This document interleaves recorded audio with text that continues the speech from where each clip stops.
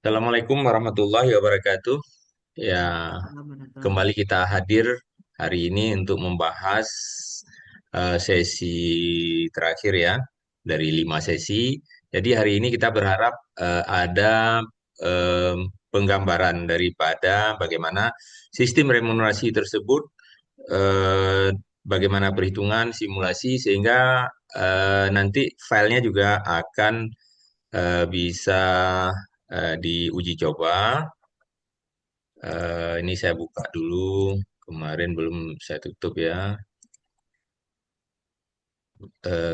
Jadi sehingga nanti bisa kita apa simulasikan.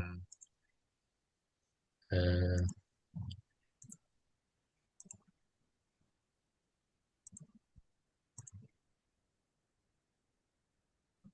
ya, oke.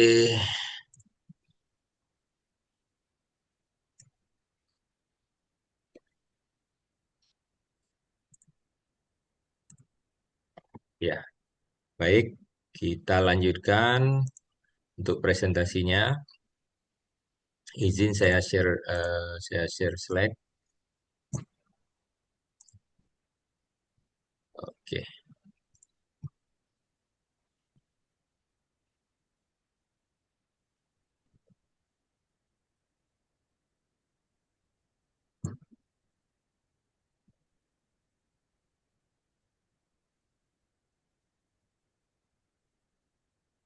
ya, baik.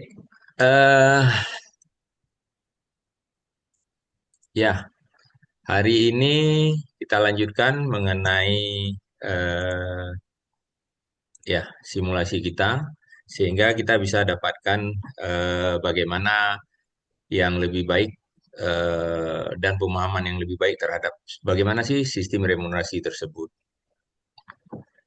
Jadi ini outline-nya, yang ingin saya sampaikan adalah bahwa bagaimana eh, remunerasi tersebut merupakan bagian daripada eh, sistem keuangan rumah sakit. Nah, itu yang paling penting. Kemudian juga remunerasi adalah bagian daripada bagaimana kita lihat, paling penting itu outputnya yang terakhir itu adalah memberikan kinerja, bagaimana sistem yang efisien maksud saya. Itu yang paling penting juga ya. Ya, nanti akan ada simulasi remunerasi, simulasi untuk dokter dan manajemen staf. Ya, ini kita ulang sedikit dulu bagaimana istilahnya remunerasi itu bagian daripada sistem keuangan rumah sakit. Nah, kemarin sudah kita sampaikan bahwa pendapatan tersebut ada jasa layanan, ada hibah, hasil kerjasama, apakah ada APBN lain-lain, di mana kita fokus untuk rumah sakit itu mendapatkan hasil daripada pekerjaan melayani, maka dia akan mendapatkan berupa hasil klaim BPJS, pasien umum atau asuransi lainnya. Setelah ada pendapatan, maka kita melakukan belanja. Dari belanja juga istilahnya ada belanja gaji, tunjangan, kemudian barang jasa, dan modal. Ya, oke. Nah, skema remunerasi mohon diperhatikan di sini bahwa dengan adanya pendapatan, ya, pendapatan dapat berupa jasa layanan yang terdiri dari klaim JKN BPJS, pasien umum, jasa raharja, atau asuransi lainnya. Kemudian juga mungkin ada hasil kerjasama KSO sehingga kita bisa mendapatkan pengakuan pendapatan. Jadi di sini pendapatan ini kuncinya adalah tercatat sebagai pendapatan untuk dibelanjakan. Jadi harus masuk ke rekening penerimaan dulu, baru setelah itu baru kita belanjakan. Nah, itu menjadi sebuah keharusan. Harapannya ini merupakan hal-hal yang paling penting dari sisi penata usahaan. Kemudian setelah ada pengakuan pendapatan, maka kita belanja. Dari belanja ini kita seperti dijelaskan tadi ada belanja pegawai. Nah, dalam hal ini belanja pegawai ini ada namanya tunjangan. Jadi harus kita pahami bahwa selain gaji, ASN berhak mendapat tunjangan. Jadi kita hanya membahas ini adalah tunjangan kinerja dalam bahasa praktisnya di rumah sakit pemerintah ini adalah bagian daripada remunerasi. Ini yang paling penting ya. Nah,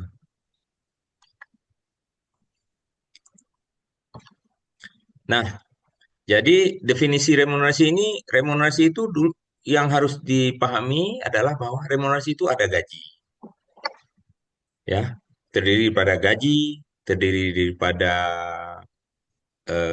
kinerja, tunjangan kinerja, dan terdiri daripada bantuan sosial.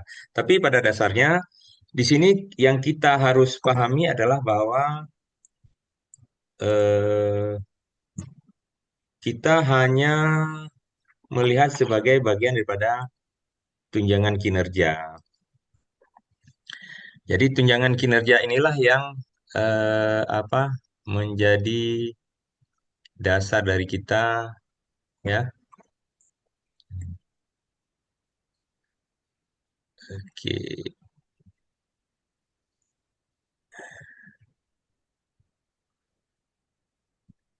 ya. Jadi tunjangan kinerja. Jadi fokus kita hanya tunjangan kinerja di sini ya, bukan yang lain. Oke. Jadi bahasanya adalah bahwa kan ada pertanyaan nih. Kita dapat apa? Ini kan bagi remunerasi. Kalau secara istilah umumnya remunerasi itu kita harus ada memasukkan gaji lagi, memasukkan tunjangan, memasukkan mungkin nanti ada bonus. Nah, itu adalah sistem remunerasi. Tapi untuk rumah sakit pemerintah, gaji kan sudah ada. ASN, P3K sudah ada gaji. Kemudian ada tunjangan beras, tunjangan suami, tunjangan istri, ya. Nah, di sini kita hanya ingin fokus bahwa itu adalah bagian daripada tunjangan kinerja. Oke. Nah, inilah yang harus kita lihat sebagai highlight kita.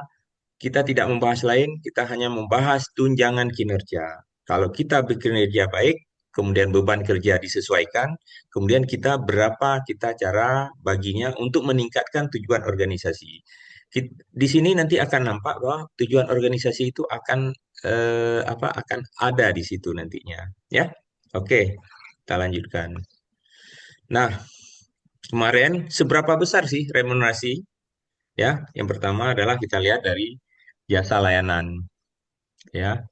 Jasa layanannya katakanlah ada berapa alokasi, ya. Ini merupakan alokasi 100%, maka harus kita lihat eh, ini maksudnya adalah ini bagaimana jasa layanan itu sampai dirincikan ke remunerasi ya nantinya.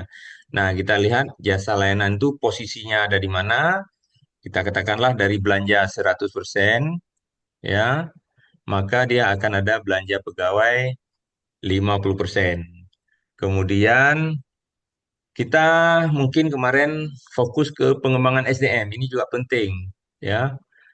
Nah, jadi penting ini untuk pengembangan SDM. Sehingga kita lihat berapa sih alokasi yang kita alokasikan untuk apa? Untuk tunjangan kinerja ini. Jadi menurut saya usulan dan ini harus berbasis data historis. Ya, data historis ini penting. Data historis. Nah, jadi berdasarkan data historis kita lihat semua, tapi ini kan simulasi hari ini. Jadi dari tunjangan kinerja atau bahasa kita sebutkan boleh nanti, pokoknya sudah memahami tadi apa beda tunjangan kinerja dan remunerasi. Tunjangan kinerja bagian daripada remunerasi. Maka untuk dokter spesialis itu adalah sebesar 18 sampai 20%. Ini juga menyangkut dengan data historis tadi, ya. Kemudian juga remunerasi staf ini juga harus kita lihat bagaimana menyangkut dengan data historis. Jadi ini adalah data-data simulasi yang kita lakukan hari ini dan ini bisa menjadi bagaimana kita mengarahkan ke simulasi nantinya. Oke. Kita juga udah bahas kemarin mengapa ini apa mengapa dokter spesialis dokter spesialis harus bagaimana sistem pembagiannya tersebut karena memang eh, ada perbedaan-perbedaan yang kita dapatkan oleh karena apa kita sudah jelaskan kemarin mengapa ini menjadi sistem proporsional karena belum ada regulasi yang mengatur secara rinci. Ini yang paling penting. Tetapi kita lihat juga harus lihat benchmarking rumah sakit lain. Bagaimana rumah sakit lain melakukan alokasi untuk proporsi dokter spesialis. Ya, nah, hal ini akan mempengaruhi nanti bagaimana apa ketahanan rumah sakit kita untuk jangka panjang. Itu paling penting yang harus kita lihat. Kemudian kita juga istilahnya harus beradaptasi dengan kebijakan saat ini, ya di mana masa Inas Bigis ya. Di sini dari slide yang pernah saya sampaikan bahwa faktor di sini ada anomali tarif. Tarif. Jadi gara-gara ada anomali tarif inilah maka eh, kita harus beradaptasi sehingga model inilah yang menjadi usulan yang menurut hemat saya dari beberapa model inilah yang sangat lebih baik ya. Kemudian satu lagi bahwa ini menuju rujukan berbasis kompetensi nantinya. Kemudian juga adanya tarif baru IDRG. Jadi rujukan berbasis kompetensi tersebut kita juga harus mempersiapkan diri kita berada dari apa itu dari rujukan berbasis kompetensi itu level kita itu ada di mana sehingga kita sangat mempengaruhi tarifnya itu ada di mana. Nah, sehingga proses-proses inilah yang harus bisa menjadi momentum bagi kita untuk mengambil kesempatan untuk memberikan pelayanan yang lebih, memberikan kepuasan pasien yang lebih, ya. Karena ke depan rujukan berbasis kompetensi itu tidak ada proses rujukan istilahnya berjenjang lagi. Jadi di mana pasien memilih, ya, di mana pasien memilih, dia bisa memilih asal kuotanya terbuka. Nah, jadi ini yang paling penting, ini yang harus menjadi hal-hal krusial. Kita harus siap siaga untuk menuju ke sana. Jadi, sistem remunerasi ini saya berharap bahwa ini merupakan momentum bagaimana kita berbenah supaya kita akan meningkatkan kinerja organisasi bahwa rumah sakit itu juga dipandang sebagai apa rumah sakitnya dan juga istilahnya bagaimana dipandang daripada dokter dan pegawai dan perawat semua yang secara berkolaborasi itu ingin meningkatkan eh, pelayanan. Ya, jadi oke, sekarang kita akan masuk ke remunerasi dokter spesialis ya, bahwa kemarin kita sampaikan eh, dokter spesialis tersebut harus ya em, punya output ya, bahwa tidak boleh apa istilahnya itu tidak boleh lebih daripada 40% antara penggunaan jasa dan sediaan farmasi dia. Jadi tidak boleh lebih ya.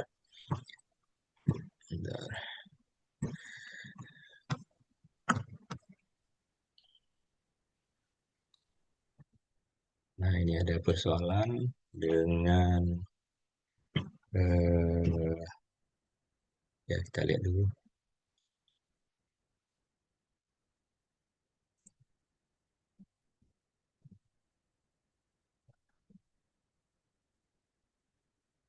Ya. Jadi eh, jasa kita berharap antara 18 sampai dengan 20% sesuai dengan data historis. Oke. Kemudian kita juga bisa melihat sediaan farmasi. Sediaan farmasi kemarin itu sudah disampaikan terdiri daripada obat dan BMHP, ya laboratorium, radiologi ya. Ini berupa sediaan. ya, Bu. Jadi ada hubungannya dengan laporan keuangan nantinya. Jadi kita tidak melihat itu sebuah tarif, tapi ini adalah real cost. Nah, secara sistem informasi di kita itu sudah bisa. Jadi kita input nanti real cost, nanti akan kita jelaskan. Maka ini akan kita lihat kalau dokternya melebihi 25%, maka pastinya supaya menjaga keberlangsungan peningkatan mutu layanan, maka untuk remunerasi atau jasanya yang disesuaikan, ya. Tetapi apabila kontribusinya positif, maka dia harus diberikan yang namanya reward. Jadi kalau positif, maka harus diberikan reward.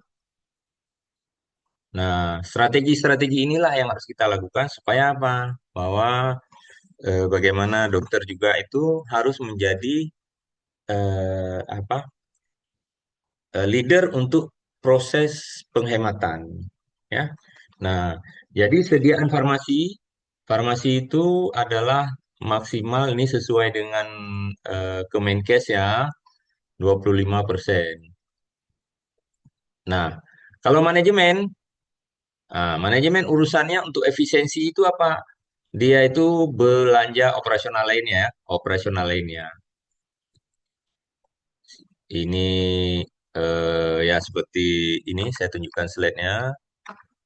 Ya, ini seperti eh, pemeliharaan, administrasi kantor, beban air. Ya, beban air mungkin bagaimana caranya, yaitu bagaimana manajemen bisa mengontrol ya.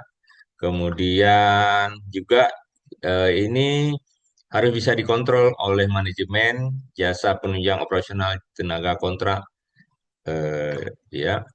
Ini tenaga kontrak, jasa keamanan, kemudian kebersihan, penunjang operasional dan lain-lain operasional. Apakah ini ada penelitian di sini, ya, atau apapun yang memang menjadi barang dan jasa ini tidak boleh lebih daripada 15%. Kurang kurang daripada 15%. Ya, kalau ini bisa kita lakukan, maka otomatis kita punya apa? Efisiensi ya 10%. Jadi strategi-strategi ini yang harus kita menjadi KPI nanti, KPI pimpinan, KPI dokter, ya. Jadi nanti akan ada kesesuaian berbasis output. Kita lanjutkan ya. Oke. Nah, sekarang bagaimana dengan remunerasi manajemen dan staf? Nah, untuk remunerasi manajemen dan staf kita lihat adalah bagaimana dia terdiri dari apa eh, unit-unit berikut, tetapi dengan apa data historis juga sekitar 28 atau 30% dari pendapatan rumah sakit. Ini meliputi di sini adalah manajerial, direksi, ya kepala bidang, kepala bagian semua, kemudian ada pelaksana, ya dokter umum masuk di sini ya, dokter gigi juga, oke, kemudian juga tenaga kesehatan, ya dari perawan, bidan, laboratorium, apoteker, farmasi, radiografer, ya semua teknis medis, ya, atem itu juga bagian daripada tenaga kesehatan atau rekam medis. Nanti ada level-level kompetensi dan ada grade-grade-nya. Oke, kita lihat lagi. Ya, ini bagaimana sih menginput data kinerja. Jadi itu adalah bagaimana tadi alokasi remunerasi bagian daripada sistem keuangan, ya.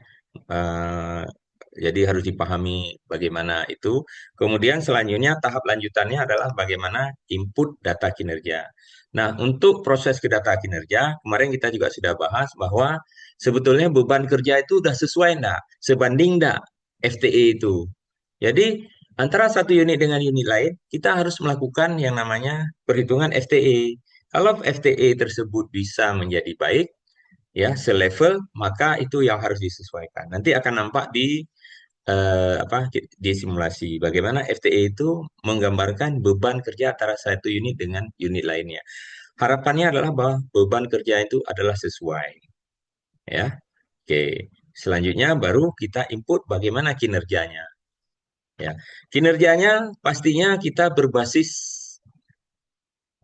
KPI atau Objective Key Research. Ini nantinya akan ada, oh kalau ini kan hanya simulasi saja. Kalau sudah ada, maka sistem penilaian kinerja ini menjadi hal yang paling mendasar dalam sistem remunerasi berbasis kinerja ini, ya. Nah, kalau itu tidak tercapai, ya tujuan organisasi tidak akan lebih baik, ya. Contoh, ini KPI direktur. Maka KPI direktur katakanlah indeks kepuasan nih. Indeks kepuasan pasien targetnya 90%. Maka setiap unit dia itu harus dilihat dia punya apa hasil apa yang diharap yang mau dicapai jadi oleh organisasi tersebut. Jadi KPI direktur ini adalah sama dengan KPI organisasi. Organisasi ya. Nah, jadi itu KPI organisasi. KPI kepala unit, KPI daripada rata daripada KPI staff di unit tersebut. Nah, jadi KPI direktur itu adalah KPI organisasi. Maka setiap unit harus mengambil peran di rawat jalan, maka kepuasannya harus ditingkatkan. Jadi hasil daripada peningkatan-peningkatan ini di semua level itu, ya, maka akan dilihat, ya. Makanya untuk dalam hal ini perlu ada tim-tim yang istilahnya survei-survei yang berbasis online, yang tidak bisa direkayasa gitu, ya. Atau ada nanti berbasis double verifikasi. Apakah nanti linknya itu langsung ke Dewan Pengawas untuk bisa dilihat data-datanya tersebut, atau memang kalau lebih baiknya lagi adalah ada unit tersendiri yang memang dikhususkan untuk memperbaiki organisasi dari internal, ya. Ada unit customer service.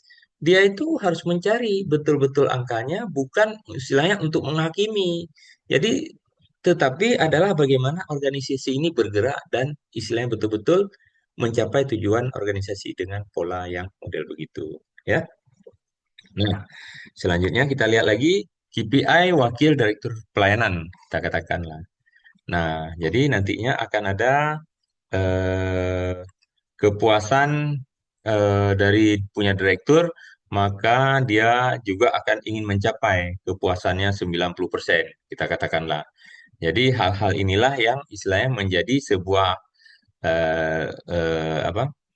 Sebuah kinerja organisasi secara bersama, ya. Nah, realisasi inilah yang dicatat sebagai kinerja.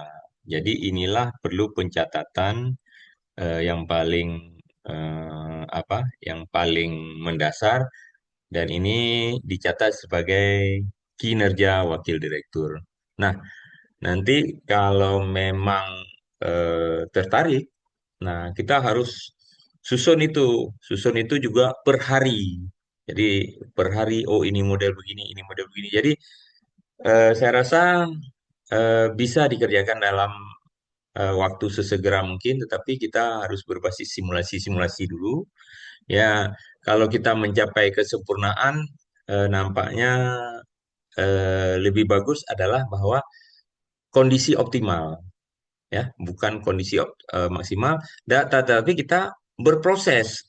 Jadi kita buat bahwa sistem remunerasi itu adalah sistem yang remunerasi yang adaptif.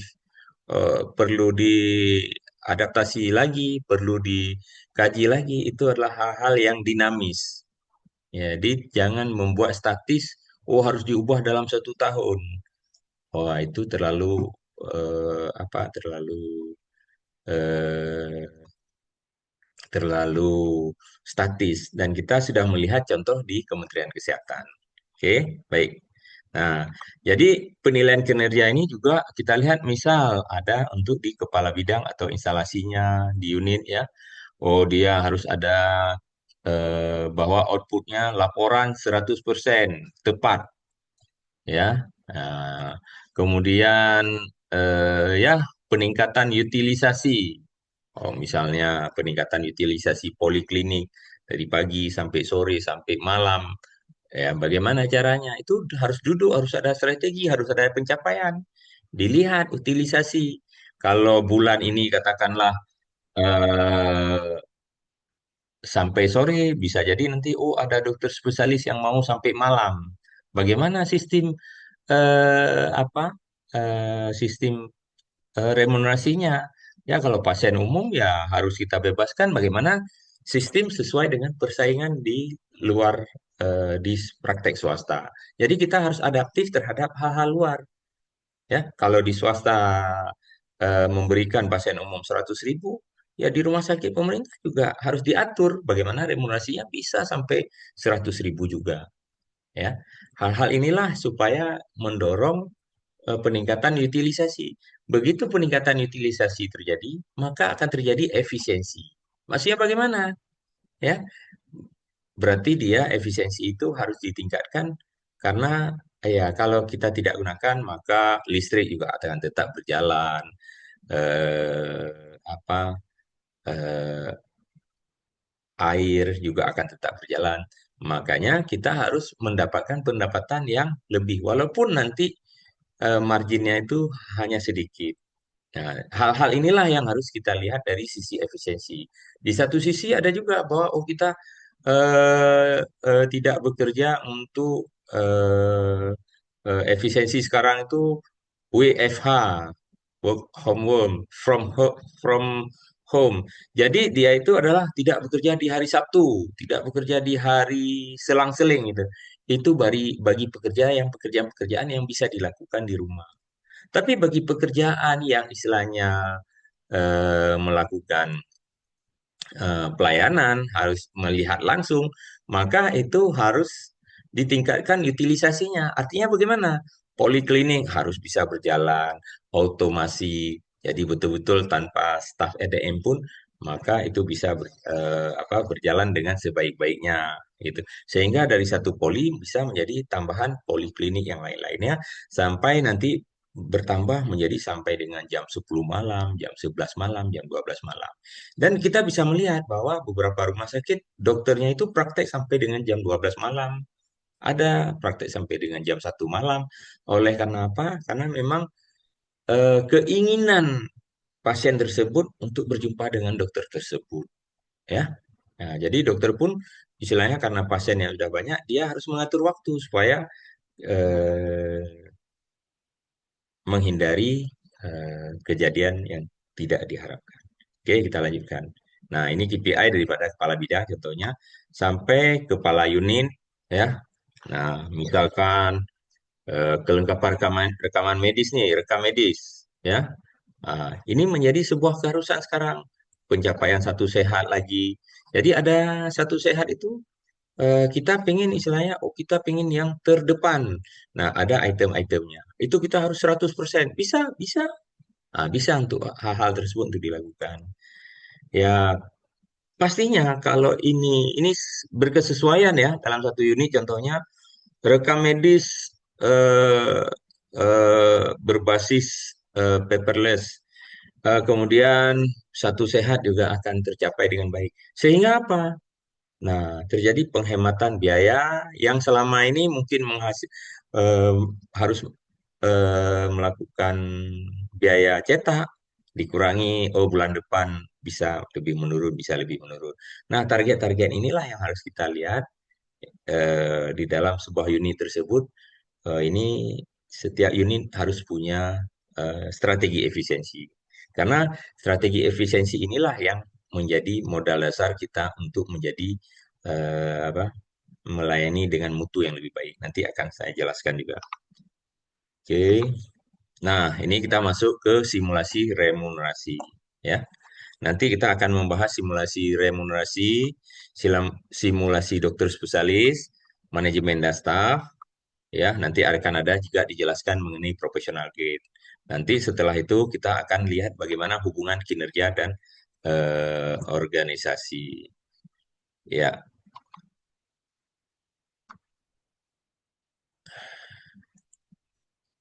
oke. Sekarang kita masuk ke apa?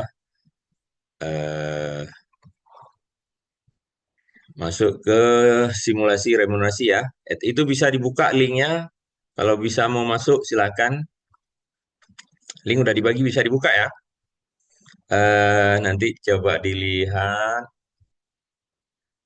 Ya, ini kemarin yang kita bagi.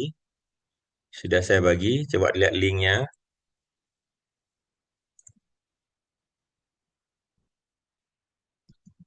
Iya, oke. Ada yang bisa masuk? Link yang kemarin, coba dilihat.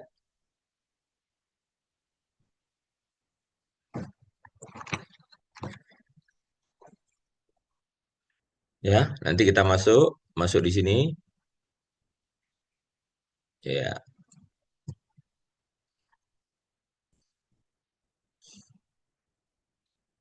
oke. Kita lanjutkan. Nah, bagaimana yang dikatakan dengan apa itu? Ini nanti sebetulnya saya ingin menjelaskan berapa unit-unitnya, berapa stafnya di sini bisa kita buat. Tapi saya tidak membuatkannya dulu karena eh, apa nanti terlalu membingungkan. Ini sebetulnya jumlahnya berapa sih? Tapi nanti pada saat ininya akan di file simulasinya akan tetap saya buka. Ya, sudah ada yang masuk ya. Nah, coba lihat di yang paling pertama itu adalah professional grade dulu, corporate grade. Ya, ini adalah corporate grade atau professional grade lah daripada rumah sakit EGZ ini. Ya, kita lihat kita perkecil lagi. Nah, ini dia. Ya, mungkin di 60 kali ya.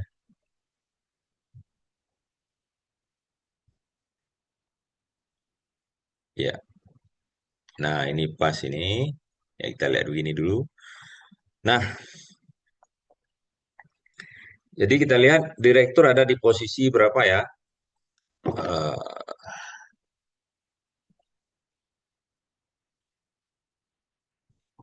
iya,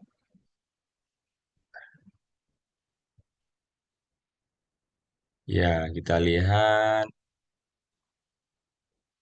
direktur ada di posisi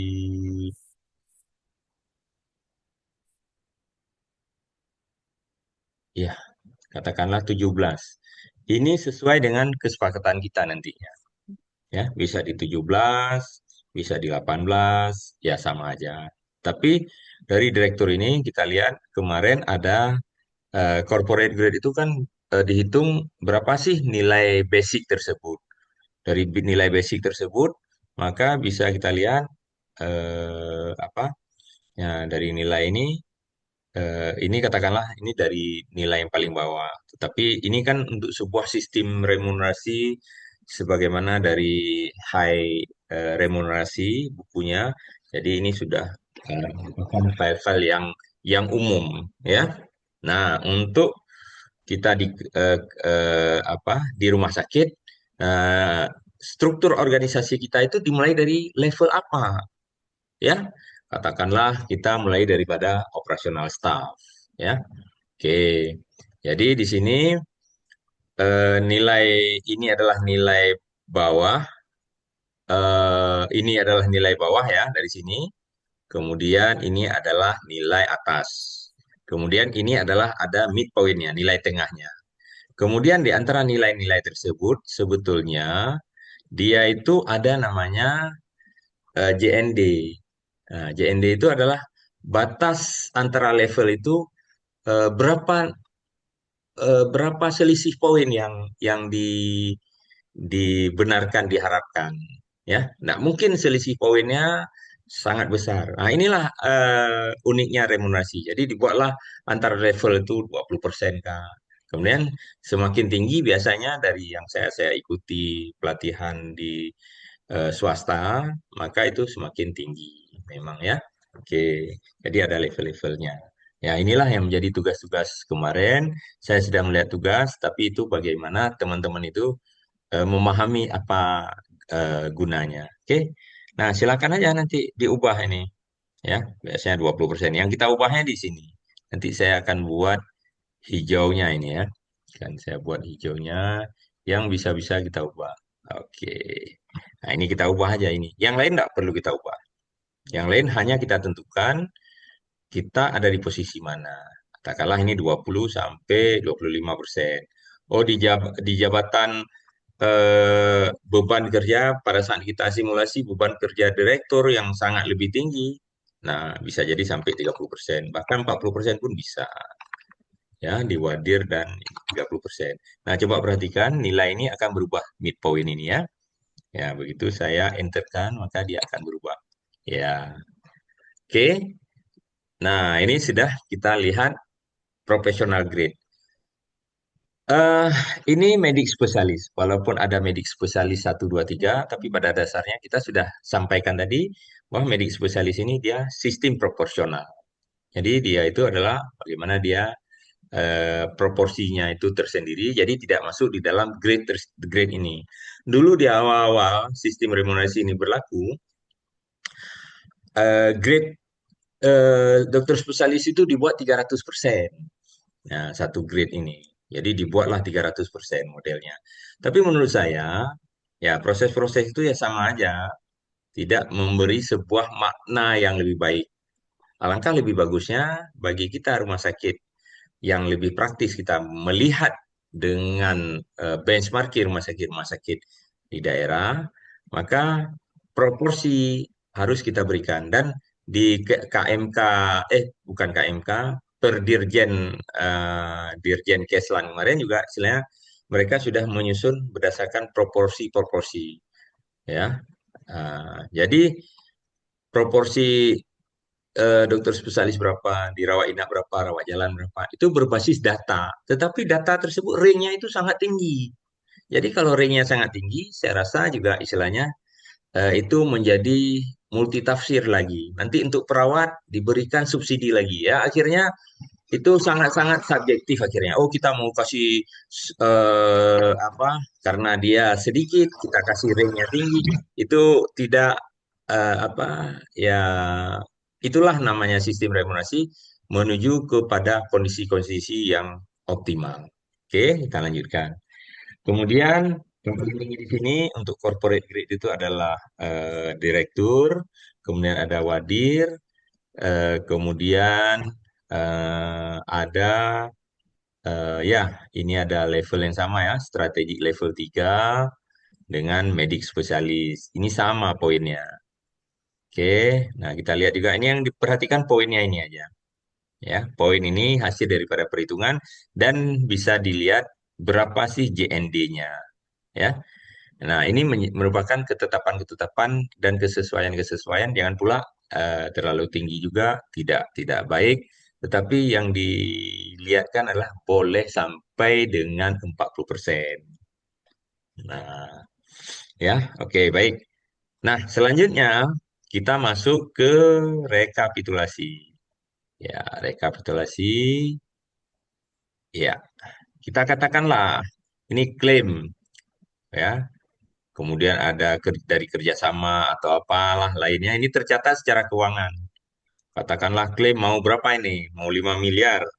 Terlalu tinggi ya. Maksudnya nanti tidak ada masalah sih. Bagaimana klaim 5 miliar tersebut boleh kita lakukan. Tapi ini hanya sekedar data dummy lah ya. Bagi rumah sakit yang menurut saya memang level tipe B sekitar yang rata-rata mungkin ya Tidak ada data yang pasti sih sebetulnya, tetapi kita melihat untuk lokal untuk di Aceh, tipe B tersebut antara sekarang 8 sampai dengan 11 ya. Kemudian untuk tipe C dari 4 sampai dengan 8, bahkan ada tipe C sampai 9 juga ada. Itu kita lihat.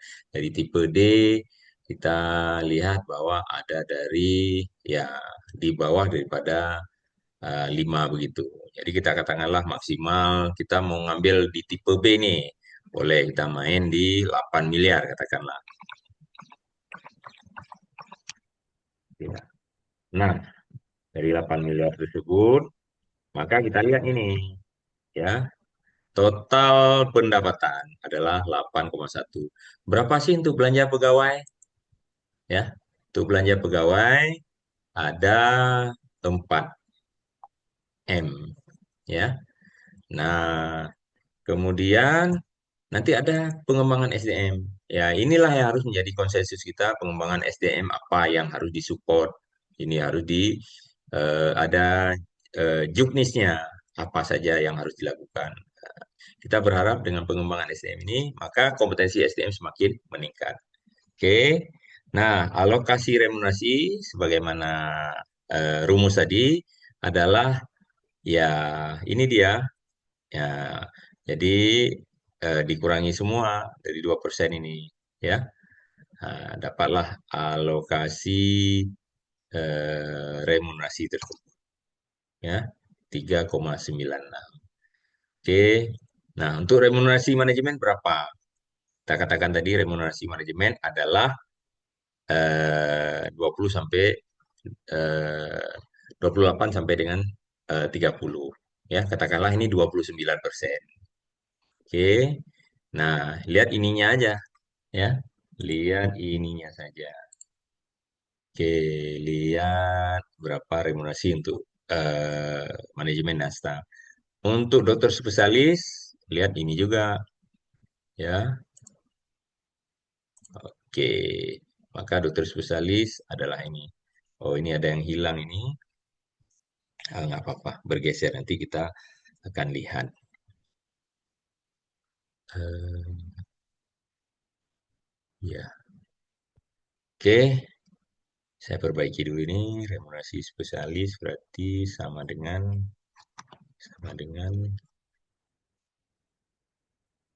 berapa total poinnya ini.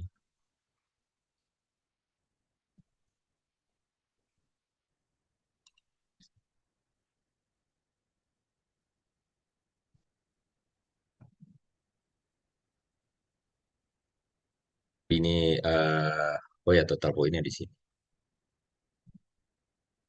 Biar dokter ahli sama dengan ini bagi.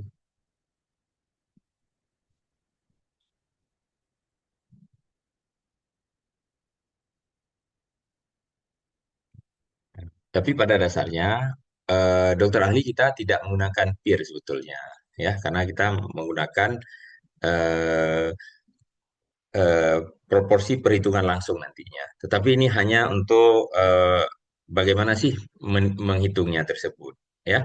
Jadi kita tidak buatkan saja apa-apa, tapi kita lihat bagaimana proporsinya langsung. Jadi kita langsung masukkan ke rumusnya, jadi kita tidak menghitung peer-nya. Oke. Tapi bagi rumah sakit yang menghitung peer juga adalah hal-hal yang eh, mudah nantinya untuk proses tersebut. Jadi makanya saya buatkan. Tapi untuk kondisi kita nampaknya lebih bagus, lebih simple. Ya, dokter ahli ini kan lihatnya yang simple dan cepat. Nanti hitung peer lagi, ini nanti tiba-tiba peernya naik turun, ini berapa? Jadi pengalaman saya ini peernya kenapa kita turun? Oh, pendapatan turun. Tapi kalau kita bisa berbagi. Nah, ini kan sistem-sistem yang dulu-dulu ya. Kalau kita bisa berbagi data yang real, pasien pulang, kemudian ada verifikator keuangan dari ruangan, langsung dilihat, langsung diinput, itulah input kinerja untuk dokter spesialis. Jadi kita akan tahu berapa yang didapatkan. Oke, baik. Nah, ini untuk sistem remunerasinya, tetapi untuk proses perhitungannya ada di sini. Untuk perhitungan, ya contoh ini, ya oke. Nah, ini kita lihat ya. Nah, ini udah masuk ke contoh satu dokter. Saya hanya buatkan satu dokter dulu supaya tidak bingung. Data dokter lain belum saya masukkan kemari supaya apa? Pada saat file ini diakses tidak membuat bingung. Ya, tapi kalau sudah ada dokter nanti, oh ada 30, ada 40, ini akan lebih mudah. Yang dilihat pertama apa? Ini hasil data dari apa input tersebut. Jadi memang di satu sisi setiap kita itu bisa menginput eh, di dalam sebuah SIM-RS ya. Eh, pastinya coba saya buka dulu SIM-RS, contoh SIM-RS ya.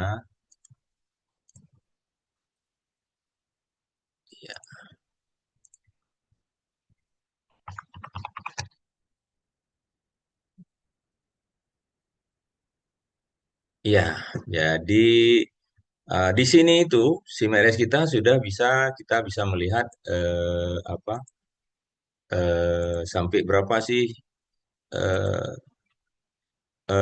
apa kita bisa melihat sampai semananya bagaimana istilahnya bisa terinput secara lebih spesifik ya. Kita lihat contoh 199,355. Oke, kita lihat satu kasusnya.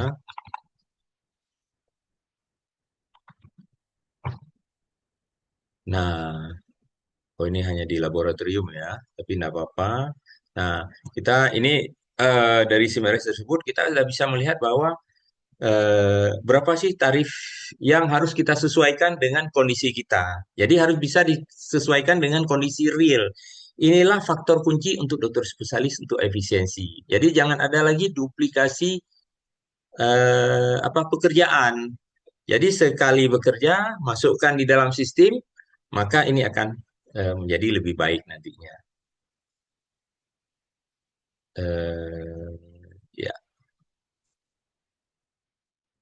Nah, ini proses. Ya, ini proses-proses untuk kita lihat diagnosanya apa, sudah ada di sini. Kemudian, nah proses e-claim. Nah, disinilah yang paling penting ini pada saat kita memasukkan apa memasukkan data tersebut. Jadi menurut saya ya selama ini kita masukkan tuh tarif ya kita masukkan tuh tarif tarif boleh aja dimasukkan. Tetapi untuk dokter spesialis, nah ini kita lihat ya. Nah, tarif untuk yang lain-lain silakan masukkan. Tapi untuk dokter spesialis, maka buatkanlah dia real cost. Ya, nah kita lihat. Oh ya, sebentar. Ya, kita lihat. Nah,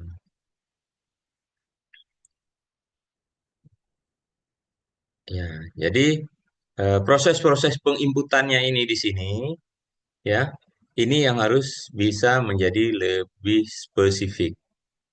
Ya, jadi akan ada nanti eh, data klinis. Ya, ini proses-prosesnya ya. Nah, jadi, kalau sudah ada verifikasi data tersebut, maka kita akan bisa melihat berapa sih tarif untuk eh,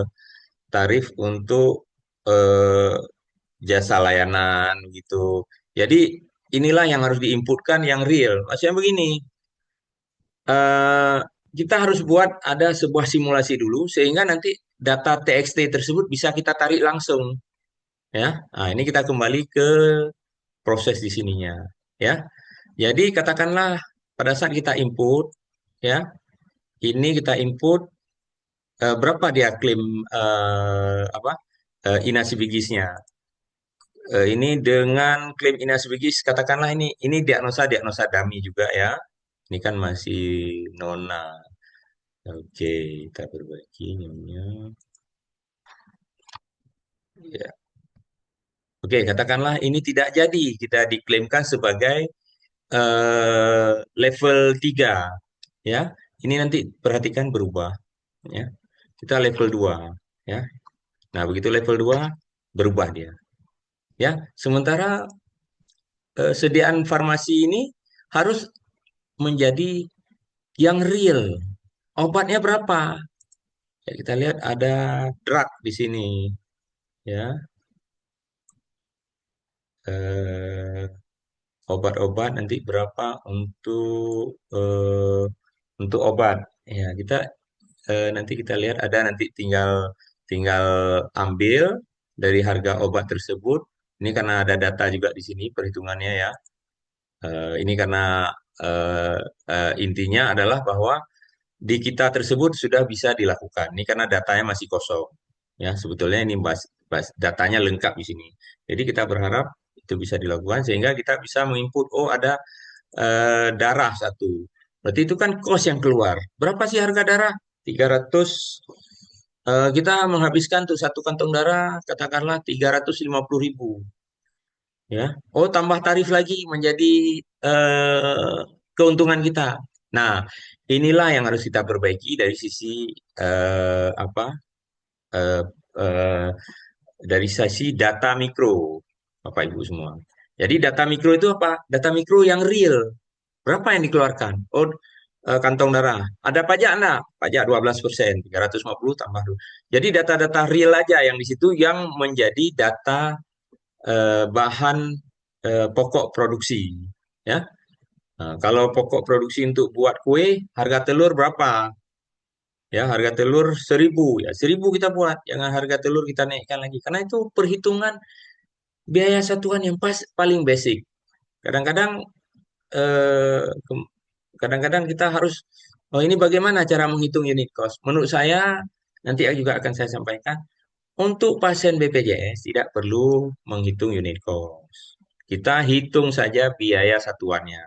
Nanti akan ada biaya yang namanya nanti juga akan saya sampaikan, ada biaya cost driver atau overhead. Jadi biaya-biaya tadi itu yang 15% itu operasional lainnya, kita bagikan ke biaya layanan. Tahun ini 15%, tahun depan bisa di 14%. Udah beda lagi unit cost-nya.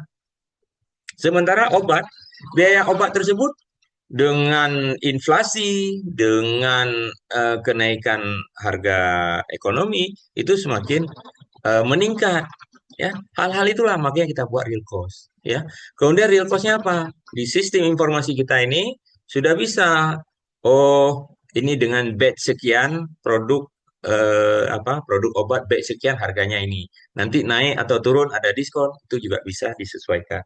Jadi itu akan membuat real cost dan itu akan membuat data tersebut disenangi oleh dokter DPJP.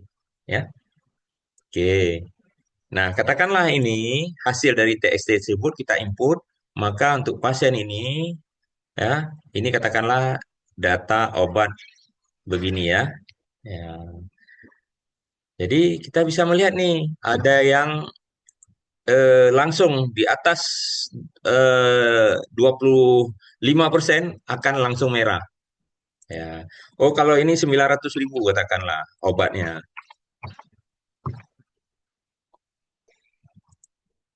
Oh ya, ini saya buat karena ini simulasi, saya buat tidak ini ya. Oh sorry, berarti ini saya saya buatkan di file ini mungkin ada.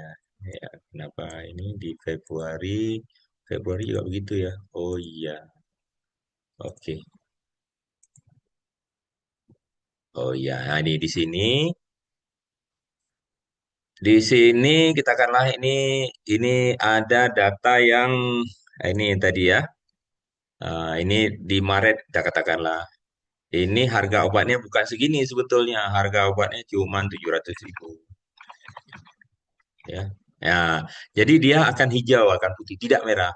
Jadi kita hanya fokus kepada pasien-pasien yang merah. Dokternya juga akan melihat, wah, ini merah ini. Nah, ya kan? Ini banyak sekali merah. Nah, jadi ya ini seharusnya juga ya ini namanya nah, ini seharusnya dengan sendirinya dia bisa buat merah, ya. Bisa di copy nggak nih? pastekan, tempel khusus, format bersyarat. Oh, enggak bisa. Ya udah, nggak ada masalah ini. Intinya kita bisa buatkan dia kalau dia apa nilainya di atas. Ini kalau nilainya di atas, ini kebetulan sudah ini tidak otomatis ya. Ini kita katakanlah 0% ya, 0%. Nah, ini langsung dia berubah. Jadi ini bisa kita buatkan ya sehingga kita hanya melihat eh, bahwa kendali efisiensi itu ada di dokter. Jadi dokter dokter ini adalah dokter dummy juga, nama dari Arab saya ambil ya. Jadi dia akan melihat ada pasien yang eh, apa terlalu banyak pemakaian BHP-nya, ada yang sedikit pemakaiannya. Jadi kita tidak melihat eh, satu-satu item, lihatlah satu episode ya, satu episode 1 bulan. Katakanlah ini 31 pasien di bulan Januari, kemudian dengan klaim Inas Bigi segini, sediaan farmasi yang dihabiskan segini, berarti sediaan farmasi adalah 25%. Ya, termasuk pemeriksaan gula darah katakanlah. Berarti yang dihitung adalah 5.000-nya untuk berapa satu harga stick, bukan tarifnya. Ya, radiologi berapa? Radiologi yang dihitung adalah berapa film, harga biaya film yang dikeluarkan. Untuk dokternya ada di mana? Inilah yang akan kita tuliskan di sini. Ya, nanti bisa kita tulis. Ini adalah untuk DPJP. Ya. Nah, untuk DPJP-nya apa yang ingin kita sampaikan?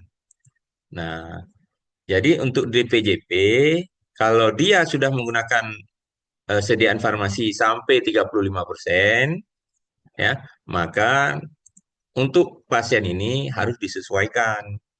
Jadi dia hanya mendapat 9%. Ya sama sih seperti sistem sebelumnya, tetapi perbedaannya adalah bahwa kita hanya menggunakan real cost saja. Ya, sehingga dokternya dari istilah yang dilayani dengan klaim inasibigi sekian, maka dia akan mendapatkan apa jasanya tersebut adalah 16%. Nah, kita lihat di sini contohnya. Nah, ini contohnya ya. Contohnya segini. Kemudian di sini juga saya sampaikan, oh ini ada untuk dokter apa gitu, ya. Nah, ada untuk konsul THT dia. Ya, kita lihat untuk konsul THT 2 kali atau apa. Jadi pada saat dokter tersebut pasiennya sendiri, maka ini adalah untuk DPJP semua untuk dia. Ya, sama seperti kemarin. Tetapi pada saat dia ada dokter yang lain, maka berlakulah sistem penilaian tarif. Ya, jadi ini yang harus bisa kita lihat. Jadi penilaian tarif inilah yang menurut saya apa pada saat rawat bersama, pada saat gabung, maka kita bisa melihat oh ada di PJP 1, ada di PJP 2. Ya, nah kita akan iya, ini dia harus konsul ke bedah juga. Atau di sinilah, jangan itu ya semua ya. Eh, ya harus ke dokter radiologi. Nah, untuk sekali baca foto harus kita tetapkan berapa? 60.000 kah? Nah, oke. Ya, ini akan berkurang. Coba lihat untuk kalau untuk jasanya tidak berkurang ini. Ya, di sini jasanya untuk semua dokter. Ya, dilihat ini jasa untuk semua dokter. Tetapi jasa untuk DPJP ada di sini. Ya, diperhatikan DPJP-nya di sini. Ya, kalau ada USG lagi, katakanlah hal-hal inilah yang harus kita lihatkan lagi nanti. Oh ya, kita lihat. Ini USG. Aduh, ya, kurang 0 lagi ya. Ya, nah, ini akan turun untuk DPJP. Nah, antara DPJP, DPJP, DPJP, DPJP ini itu ada sebuah ketentuan yang harus kita lihat dan saya pikir itu bukan sebuah hal karena kita sudah bisa melakukan berbasis data historis dulu. Sambil nanti kita siapkan bagaimana sih perhitungan biaya satuan tersebut adalah berbasis waktu. waktu layanan. Itu adalah hal-hal yang hal-hal yang sangat mm, apa disepakati. Oke, baik. Nah, kita lihat sekarang. Nah, untuk katakanlah ini terlink ya ke Mari ke Januari. Kalau dia 25%. Kalau dia katakanlah ini kita buat 2% ya penggunaan obatnya karena ini nggak link ya tadi ya. Kebetulan ya. Ini kan tinggal 24%. Nah, di sini juga akan timbul 24%. Jadi alokasi remunerasinya ada di sini ya. Ada di 28 juta, kemudian ada dokter lain juga dengan sendirinya akan terdistribusi ke nama-nama tersebut. Ya, sehingga kita bisa melihat bagaimana sih remunerasi untuk dokter spesialis. Untuk dokter spesialis kita lihat di sini. Ya, ini tadi nama yang kita gunakan yaitu dokter ini belum saya masukkan ya. Katakanlah ini linknya ke sana ya. Kode-kodenya garis ya. Ya, linknya ke sana sehingga bisa kita Apa? lihat bahwa eh, inilah yang dia dapatkan secara klaim remunerasinya itu. Ya, oke. Ini karena oke. Sekarang nanti kita hitung rupiah murninya berapa, ya. Nah, oke. Nah, ini karena kita masukkan tadi klaimnya terlalu banyak. Jadi dengan SDM segitu sebetulnya nggak ada klaimnya segini. Jadi tarifnya juga nggak ada. Jadi paling-paling ini kita akanlah yang sesuai ini 2M tadi. Oke. Nah, kita lihat ini di sini untuk perhitungan remunerasi dokter spesialis. Nah, ini kan ini yang memang yang mendekati, ya, yang mendekati sehingga untuk dokter spesialis bagaimana? Ah, ini dia, ya. Jadi untuk kinerja dokter spesialis berbasis output, kalau dia rawat pasien secara bersama, maka dia akan dibagi berdasarkan dengan perhitungan tarif kita mulai dari data historis, kemudian kita bisa menentukan hal tersebut berbasis waktu nantinya, sehingga hal itulah yang bisa membuat antara satu dengan lainnya bisa disepakati secara bersama. Oke, jadi nah untuk dokter spesialis kita katakanlah dia mendapat remunerasi ini yang sesuai ini di sini. Ini 699. Kita lihat di rekapitulasi juga sebesar 6 mana ini? Oh, 329. Oh, ada yang ya mungkin ya nanti ada penyesuaian lagi. Saya belum update ke semua ini ya. Oh, ini karena ini ya di sini ya. Karena di sini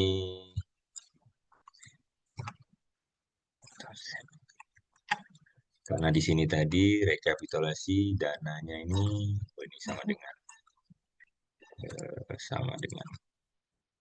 sama dengan oke. Ini belum saya tarik.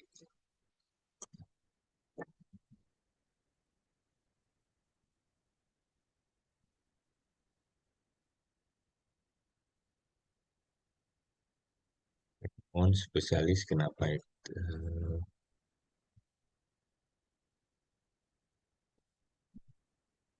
Ya, nanti pada dasarnya itulah yang harus kita lihatkan. Berarti ini ada apa ya? Kenapa bisa begini? Saya lihatkan lagi lah nantinya ini. Nanti kita akan perbaiki.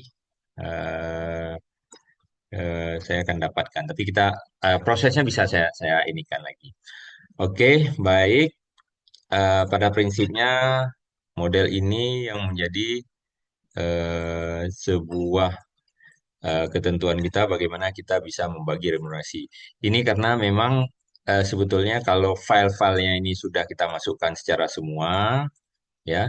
Nah, ini kan saya masukkan copy paste ya, makanya dia nggak dapat persentasenya ini nggak sesuai, tidak ada masalah. Tapi pada dasarnya Bapak Ibu bisa melihat untuk dokter spesialis modelnya adalah proporsional. Sekarang kita masuk bagaimana menuju ke manajemen dan staf. Nah, ini yang lebih menarik ya.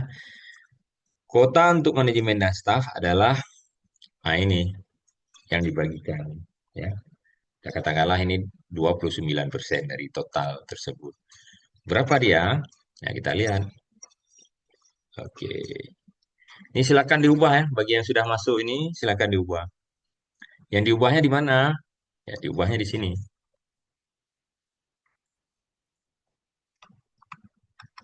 Ya, di kinerja aja diubahnya. Jangan diubah tempat lain. Ya, kalau tempat lain nanti menyesuaikan aja, apalagi dengan FTE tadi ya. Oke, ya, yang diubahnya di sini aja.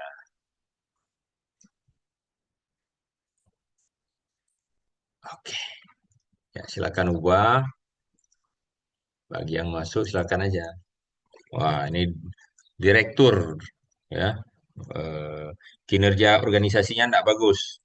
Ya, tadi nanti katakanlah 90% kinerjanya. Ya, turun. Oke. Ya, jadi kalau FTE-nya untuk direktur pasti ya 100% lah. Ya. FTE itu hanya untuk membandingkan unit satu dengan unit yang lainnya. Oke. Nah, ini silakan diubah. Ini adalah grade-grade yang kita tentukan di sini tadi. Nah, ya, ini ini ada linknya di sini. Saya buatkan. Nah, ini berapa poinnya? Ya, kalau ini kita ubah 30%, 10% ya, ini akan berubah juga. Oke, berubahnya nggak banyak. Itulah sistem remunerasi. Nggak yang terlalu tinggi-tinggi sekali itu enggak. Ya, itu kita bisa lihat. Ya, ini poin-poinnya ya sama. Nah, kita lihat lagi untuk manajemen dan staff. Kalau ada yang bertanya, tanya terus ya, nggak ada masalah. Biar apa pemahamannya lebih lebih mendalam. Nah, nanti bisa ini. Nah, bagaimana dengan katakanlah IGD? Nah, IGD nanti akan ada SL1, katakanlah kepala unitnya diberikan level kompetensinya strategik level 1 ya. SL1. Ini dia tidak begitu tidak ada masalah huruf besar huruf kecil ya. Oke, SL1, tapi kalau kita buat SL spasi 1 nggak dapat dia. Oke, tapi dia SL1. Oke. Nah, dari SL1 pasti FTE-nya ini ya, FTE-nya 100 ya. Kita lihat ntar dulu ya. Tampilan bekukan bisa nggak ini? Dua baris, baris dua. Oke, bisa. Ya. Nah, bisa dilihat FTE-nya ini, katakanlah di UGD, ini FTE-nya. FTE adalah 100 itu SL-nya. Dokter ada katakanlah kita M1 dan M2. Ada beberapa yang level kompetensinya dia sudah. Nah, inilah yang kita tentukan nanti untuk sebuah organisasi secara mandiri di kita. Nggak kita lihat dengan di tempat lain, tapi tempat lain itu sebagai hanya benchmarking saja. Oke. Nah, perawat ini juga ada perawat yang ahli sekali di UGD, sudah pelatihan A, B, C segala macam, ya. Oh, kita mau taruh di level 5, silakan, ya. N5. Ya, lihat perhatikan. Nah, perhatikan di sini untuk poinnya berubah ini ya. Nah, oke, kinerjanya juga dipengaruhi. Kadang-kadang dia bagus sekali, sudah kerja bagus, ya, maka dia kinerjanya juga bagus, ya. Oh, dia 120% naik lagi. Nah, inilah yang menjadi talenta. Ini yang sudah bagus, sudah level kompetensinya tinggi, maka itu menjadi talenta rumah sakit. Itu harus ada peta talenta nantinya, ya. Nah, oh sekarang bagaimana? Tiba-tiba di UGD pasiennya sangat sedikit, ya. Oleh karena apalah gitu ya. Nah, kita bisa melihat di sini. Berarti sebetulnya ini tidak bisa, ini hanya untuk menilai beban itu hanya untuk evaluasi saja, bukan sebuah hal yang apa yang harus dilakukan perhitungan. Karena apa? Beban itu kita berharap 100%. Tapi di awal-awal kita lihat bahwa begitu dia pasiennya sedikit, maka dia harus melakukan hal-hal yang lain untuk tujuan organisasi sehingga ini tercapai. Jadi harus kita berikan alokasi pekerjaan begitu terjadi pasiennya sedikit. Jadi itu aja sih kunci utama dari dalam remunerasi. Oh, kalau tidak mau, oh ya udah malas lah. Itu bukan pekerjaan kami. Enggak apa-apa. Kita hitung ulang FTE-nya. Begitu kita FTE hitung ulang, oh itu pasiennya karena nggak mau terlibat di dalam organisasi. Oh 70% FTE-nya. Kita lihat ya. Nah, ini 70 semua, langsung turun semua. Ya, tapi kita berharap bahwa FTE itu bukan sebuah yang menjadi perhitungan rutin, tapi itu bagaimana kita berselaras untuk menuju organisasi. Kalau FTE tersebut 100 semua, maka yang berubahnya hanyalah di kinerja. Ya, oke. Nah, ini berubah lagi. Kemudian kita lihat di kinerja. Kinerja kita berharap ada kinerja pimpinan nih. Kalau kinerja pimpinannya tidak mencapai, ya katakanlah 80, maka ini di sini kinerja pimpinan itu harus melihat bahwa kinerja bawahannya tidak mungkin tinggi. Maka ada yang dia itu adalah merupakan rata-ratanya. Kalau kita lihat di sini, ini kita lihat ya rata-rata dari ini sebetulnya ditentukan pimpinan dulu baru kita lihat rata-ratanya. Oke, kalau kita lihat rata-ratanya,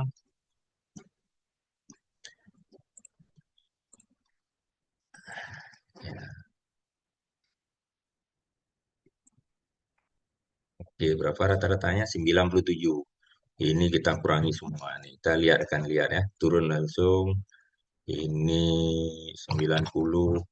Ya, yang tinggi-tinggi kita turunin dulu. Coba kita lihat 90. Jadi ini menjadi dasar bagaimana kita bahwa kinerja bawahannya pun oh ini lebih rajin dia, lebih bagus. Yang lain tidak bagus. Ya, ini oh bahkan ada yang apa ini ya, 60 ya. Ini 60. Jadi kinerja bawahan itu adalah representatif, kinerja atasan itu representatif daripada unit, representatif dari rata-rata kinerja stafnya. Ya, ya kita lihat 85 ya, kita lihat ke bawah lagi.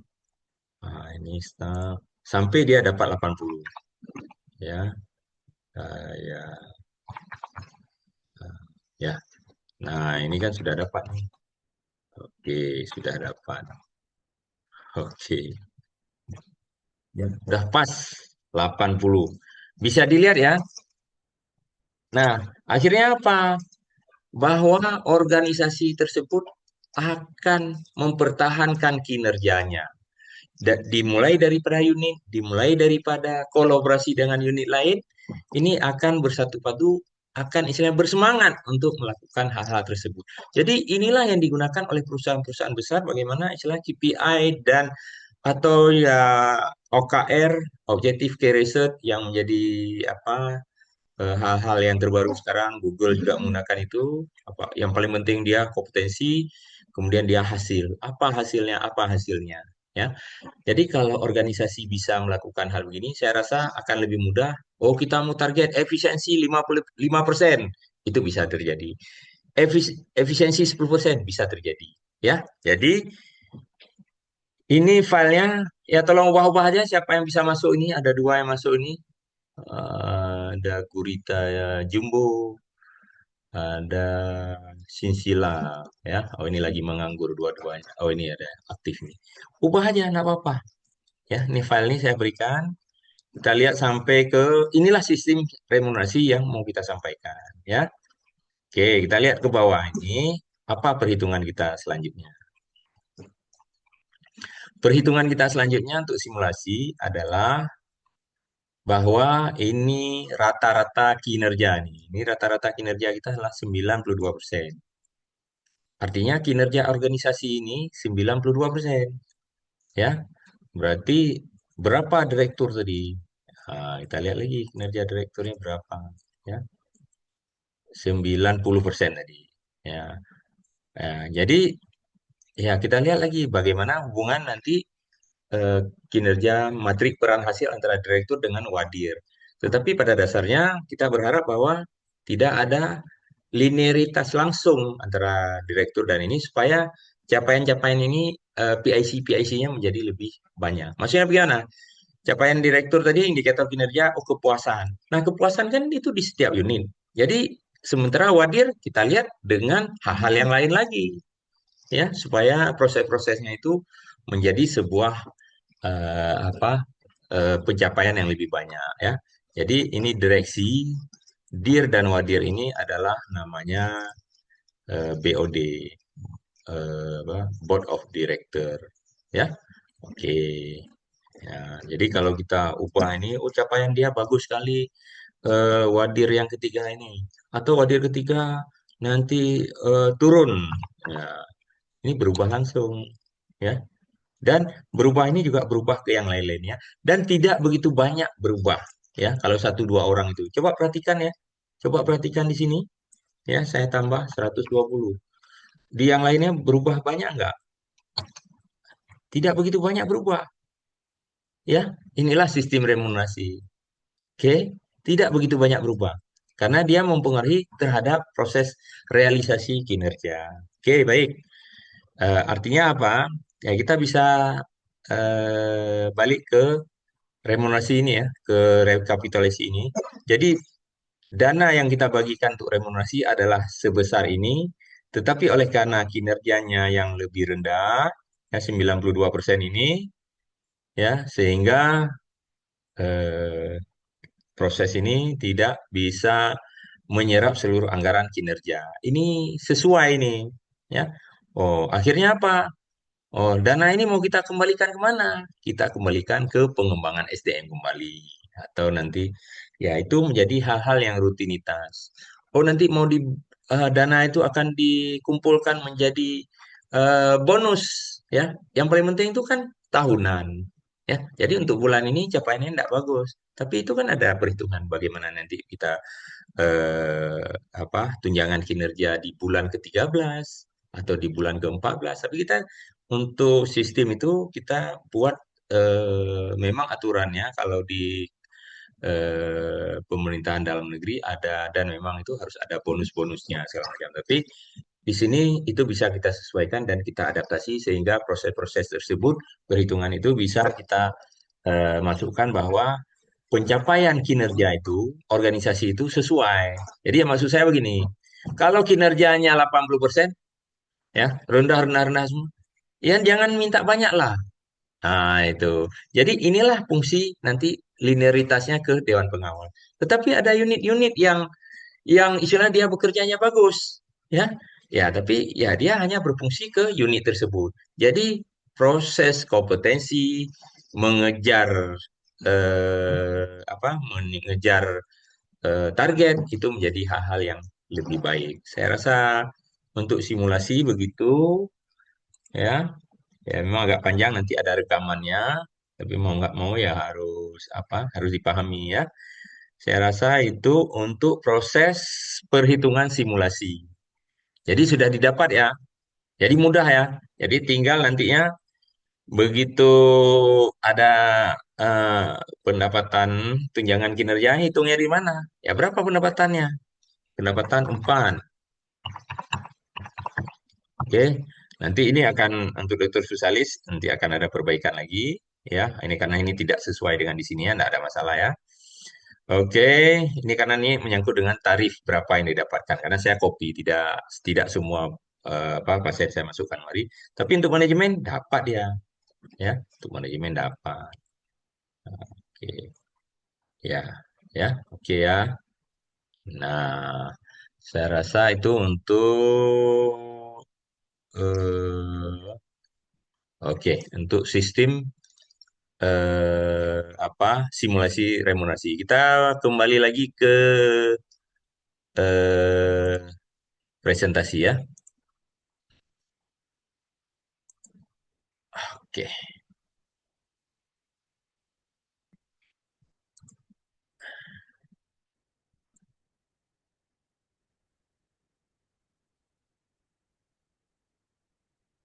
Oke, baik.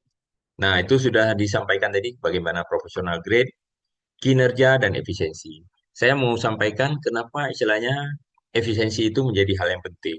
Kita bisa lihat bahwa zaman sekarang itu tidak bukan lagi apa istilahnya organisasi itu berbasis hierarki ya. Nah, ini apa general manager JM-nya. Kemudian ini ada nanti eh, iya atau CEO ini ada kepala bidang ya. Nah, jadi ada turunan-turunannya lagi ya. Ini jadi kalau ini perlu kemari ya harus kemari dulu organisasinya ya. Jadi sistem kerja sekarang itu adalah agile. Jadi manajemen yang agile. Masing-masing punya tupoksi sendiri. Oh, ini IGD. Dia perlu ke rawat inap ya. Nah, ya, langsung ya ini sejalan, tidak ada masalah, masih dalam satu kapasitas. Tetapi dia perlu ke apa istilahnya menyangkut dengan pengadaan. Oh, nanti harus ke kabit dulu. Nah, jadi buatlah organisasi yang agile, tapi diatur di dalam SOP. Jadi akhirnya dia bisa langsung ke eh, apa karena sesuatu harus langsung dibuat potong kompas, tetapi ada buat SPO-nya. Pada saat ada barang rusak atau apa, kalau enggak ini kan nanti kan harus ke wadir dulu, dari wadir nanti mengajukan ke bagian wadir umum, ya. Kemudian wadir umum juga, oh ini perintahnya kemari dulu. Jadi hal-hal itulah yang tidak agile secara organisasi. Jadi kita berharap nanti ke depan bahwa remunerasi ini akan membuat apa itu organisasi itu menjadi lebih lincah. Oke, jadi apapun itu kita dalam batas sama-sama istilahnya menyelaraskan tujuan organisasi. Jadi memang di satu sisi bagi rumah sakit yang tidak punya tujuan organisasi yang selaras, jadi pada saat ada masalah ya mereka akan menutup diri. Oh begitu, ini kenapa pasiennya ada bermasalah? Nah, langsung menutup diri. Kenapa? Ada proses penghakiman. Kalau ada penghakiman nanti akan ada apa proses dari atasannya akan menegur atau apa segala macam. Lebih baik yang harus dilakukan tersebut adalah dengan agile organisasi, maka dilakukanlah adalah empowerment. Jadi empowerment itu ada di mana? Ya, ada di 2% daripada remunerasi tadi, pengembangan SDM. Jadi itu dia. Ya, supaya organisasi ini menjadi lincah, berubah, bersatu untuk memberikan pelayanan yang lebih baik kepada pasien. Ya, sehingga pasien itu oh enak berobat di rumah sakit A, enak berobat di rumah sakit B. Oke, baik kita lanjutkan. Nah, saya sedikit bagaimana hubungannya tadi sudah saya sampaikan di manajemen harus ada apa itu strategi penghematan, di dokter juga ada strategi penghematan. Pada dasarnya untuk kondisi inasi bigis ya klaim JKN masa JKN ini maka yang sangat mesti dilakukan adalah biaya pemulihan. Kalau biaya real maka kita akan bisa dapat real time. Jadi kita itu pingin real time sih sebetulnya. Real cost menjadi dan plus ini ya positif ya. Nah, real time. Jadi dua item nih, real cost dan real time. Bisa nggak dilakukan? Bisa. Secara sistem informasi kita sudah sampai ke situnya. Ya, oke. Jadi adalah biaya pemulihan itu adalah kemampuan rumah sakit menutup seluruh biaya operasional dan pendapatan yang diperoleh. Katakanlah ada klaim 2 juta, ya. Nah, kemudian dia untuk farmasi katakanlah 25%, 500.000. Nah, pertanyaan lain Digunakan untuk apa? Oh, untuk listrik, untuk apa? Operasional perjalanan dinas. Di mana kita breakdown dari sebuah pendapatan selama 1 bulan, maka kita breakdownkan bahwa tidak boleh apa 15%. Artinya apa? Jadi kita nggak hitung alokasi biaya yang mungkin tahun ini 15%, ya 15%, tahun depan istilahnya bisa jadi berapa persen lagi ya. Nah, jadi hal-hal itulah yang harus bisa kita apa? Kita sesuaikan. Jadi ini 15% tahun ini. Tahun depan real cost-nya menjadi apa ini overhead atau cost driver-nya menjadi oh ya ini 14. Eh, tahun depan kita bisa menghemat 9%. Artinya apa? Cost ini kalau untuk pasien umum tidak ada masalah, tapi kalau untuk pasien BPJS, ya saya rasa tidak tidak begitu bermakna, tidak bermakna, bukan tidak begitu, tidak bermakna untuk perhitungan.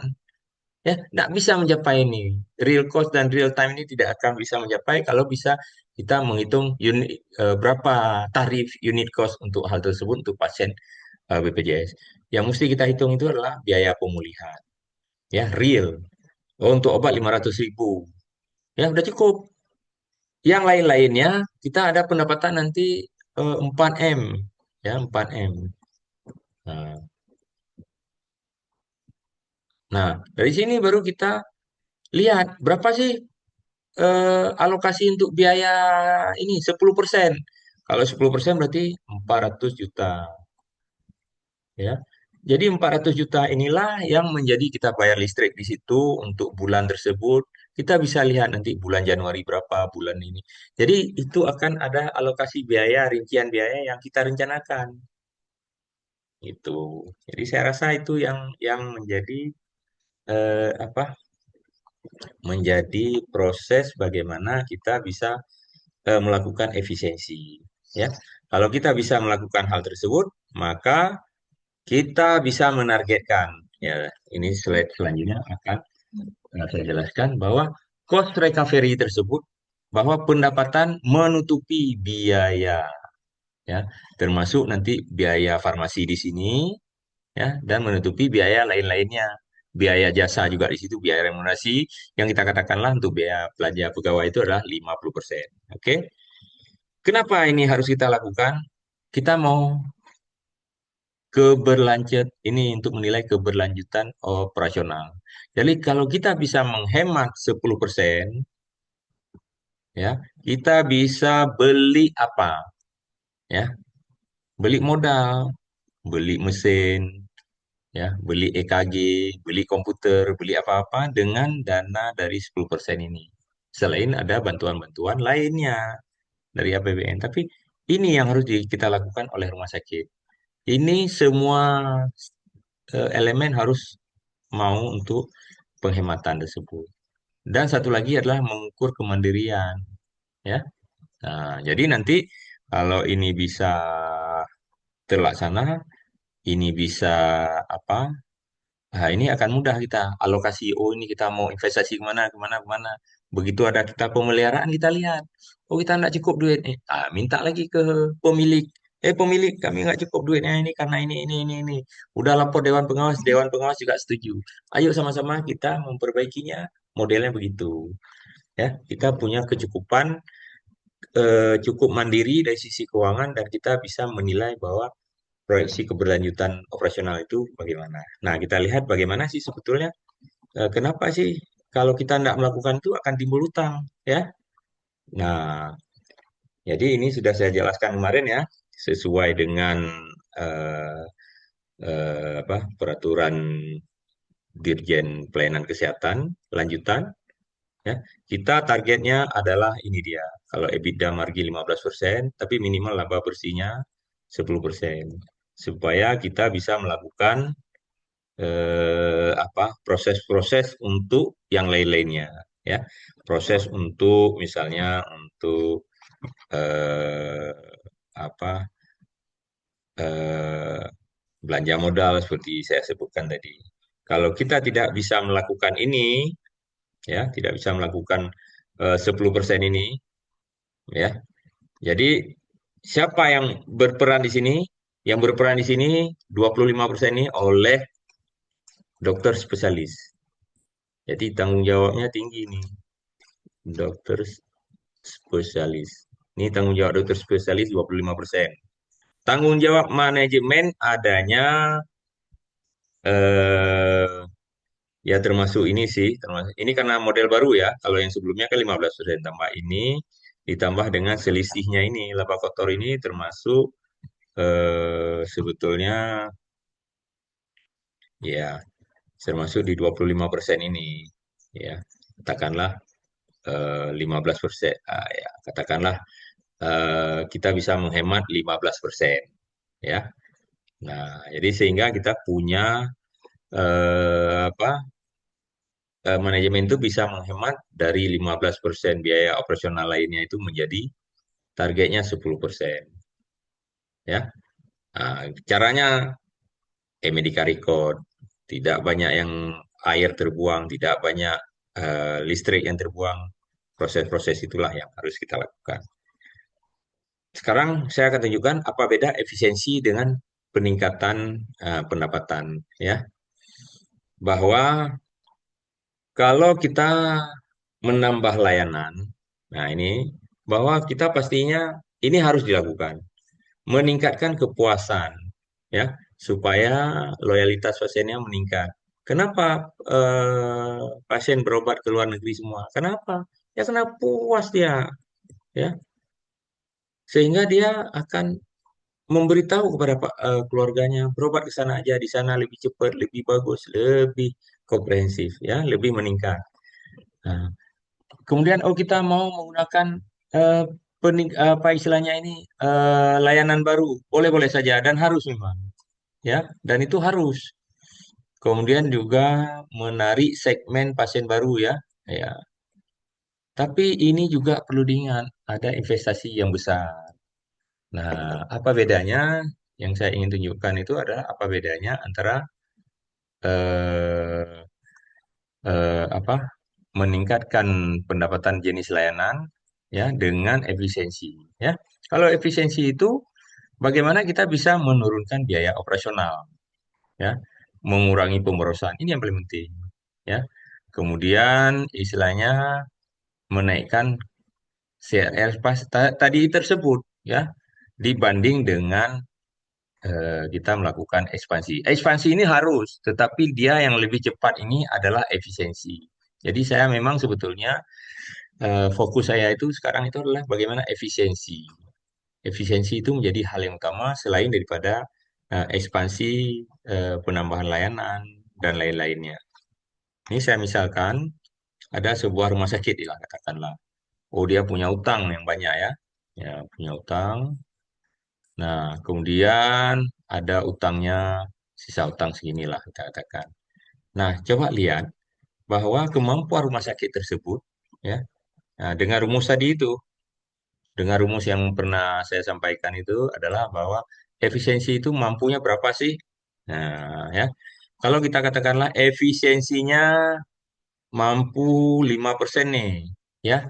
Maka begitu dia ada klaimnya katakanlah 12 miliar, ya. Maka 5% dari 12 miliar dia bisa menghemat 600 juta. Artinya apa? Ya, untuk dia bisa mempercepat proses pembayaran utang tersebut, maka dia perlu 12 M lagi untuk klaim tersebut. Ya. Nah, jadi harus 2 kali lipat. Ini sulit, sulit segera ini. Ini sulit sekali ini. Ya, sulit dalam waktu segera. Tapi yang harus dilakukan itu adalah apa? Bagaimana kita melakukan efisiensi dari 5% menjadi 10%. Ya.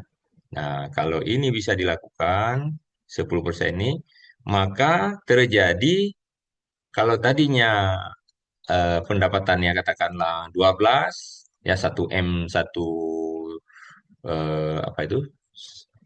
Oh ya, 1,2 M per 10%-nya itu adalah 1,2 M per bulan dia bisa menghemat tadi. Kalau dia bisa menghemat segitu, maka proses-proses untuk kalau kita mau investasi juga lebih baik.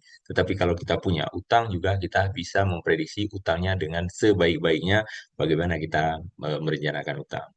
Saya lihat memang di rumah sakit daerah, apalagi di Aceh kita ini, saya sudah ada tulisan saya nanti juga akan saya bagi ya, bahwa memang sangat banyak apa sangat banyak eh, utang-utang tersebut yang karena tidak bisa dipahami bagaimana strategi efisiensi tersebut. Jadi remunerasi ini selain efisiensi keuangan, juga dia memangkas pekerjaan-pekerjaan kita, yaitu bagian daripada efisiensi aktivitas juga, dan dia akan meningkatkan roda organisasi menjadi lebih cepat. Ya, jadi kita remunerasi juga istilahnya secara organisasi akan membuat kita ada keinginan supaya KPI direktur bahwa dia harus ada surplus dari belanja setiap bulan. Efisiensi 10% kita katakan. Itu mudah tercapai kalau dipahami bahwa itu menjadi bagian daripada keinginan kita bersama. Ya, nah, ini. Jadi bagaimana efisiensi-efisiensi itu bisa terlaksana, itulah kuncinya. Oke, baik. Saya rasa saya mau tunjukkan hmm, ya kondisi. Jadi kenapa saya ingin tunjukkan ini juga supaya apa ya teman-teman itu mau SID.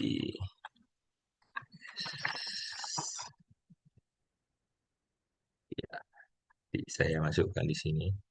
Aduh, ya ini simple nih. Ya, ya saya sempat menulis bagaimana istilahnya eh, kita itu punya strategi untuk apa kemandirian ya. Nah, jadi agar kepuasan pasien di era JKN tersebut bisa menjadi lebih baik. Jadi ini saya apa ya nanti saya sertakan di sinilah SID STID garis miring real cost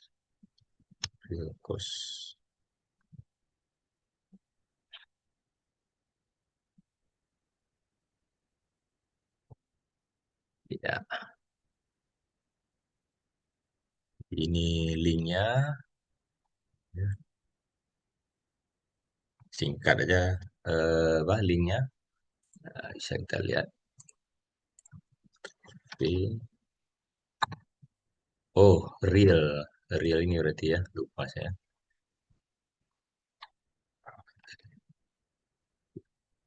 Bahasa Indonesia dua-duanya mengakomodir real cost. Iya, oke berarti real cost.